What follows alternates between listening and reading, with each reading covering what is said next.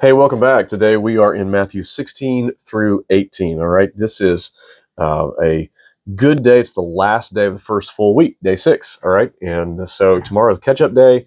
We'll do some stuff days after that. All right, so tomorrow's a good day if you're behind to catch up, and we'll talk. We'll talk about it that then. Let's go into Matthew 16. These are pivotal chapters.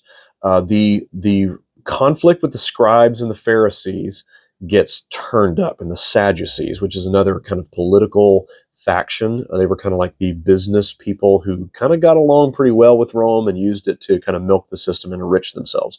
They were theologically liberal. They didn't really care about some parts of the Bible. They wanted everything, and that Jesus was a threat to their way of being. And so neither the scribes nor the Pharisees or the Sadducees cared much for Jesus. All right, so we're going to see that word Sadducee. I just want to give you a quick understanding of kind of who that was. Now, the concept of the conflict starts getting turned up here, and it's going to lead to Christ's crucifixion.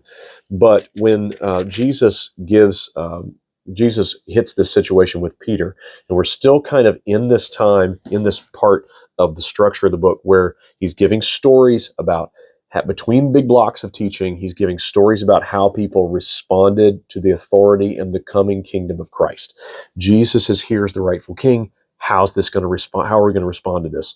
And so we see the scribes and Pharisees' response, and Jesus warns against it. We see the Canaanite woman. We see all of that in the last chapters. But now Jesus is going to have a situation where Peter is going to he's going to show the response of his own disciple. And so, here's this is incredible. He says, "Who do people say that the Son of Man is?" And they said, "Oh, some say John the Baptist, others say Elijah, others say Jeremiah or one of the prophets." And he said to them, "But who do you say that I am?" And Simon Peter replied, "You are the Christ." Right? So he recognized from Matthew 1, right? He recognized from Matthew 1, Jesus is the Christ. He's the Son of God. And Jesus answered him, "Blessed are you, Simon Bar-Jonah," which means Simon, son of Jonah. "For flesh and blood has not revealed this to you, but my Father who is in heaven."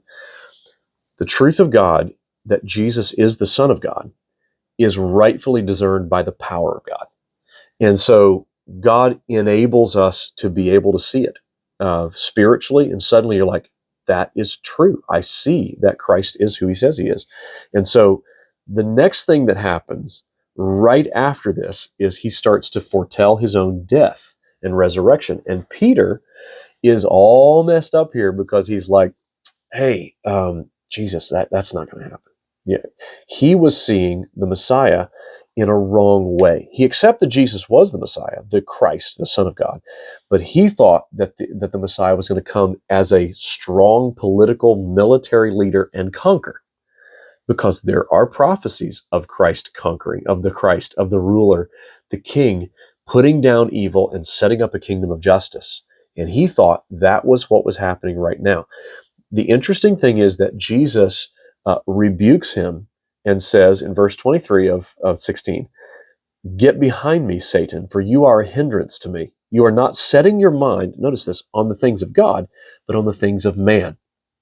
This is a crucial turning point because the disciples have thought, yep, this is our king. We see his authority. We accept it, the authority of his teaching.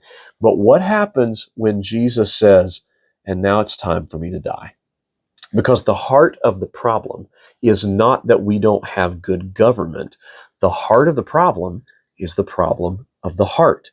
And Jesus has come to pay the penalty for sin because the hearts of people are dark and evil without God. And he has to pay the price of death for sin that God said all the way back in the beginning, this is the price of sin. In the day you sin, you will die. And Jesus has to pay that. So the next thing that happens is an incredible story of the transfiguration. Jesus reveals that he is the Son of God in a powerful new way. He goes up onto the mountain and his face glows. I'm going to talk some about that in the segment on how to study the Bible for yourself. But it's an incredible thing where Jesus is revealed in his glory, in his power from before the foundation of the earth. And they fall down in terror and confusion before him. Not exactly the way we usually think about Jesus, the same one who touches the children and blesses them, right? And touches the leper and teaches kindly and patiently. But he is that powerful, and he is that God. And he unveils himself for a moment on the top of that mountain. And it's an incredible thing. Now, I don't have time to go deeply into the rest of this, but he starts talking about what it means.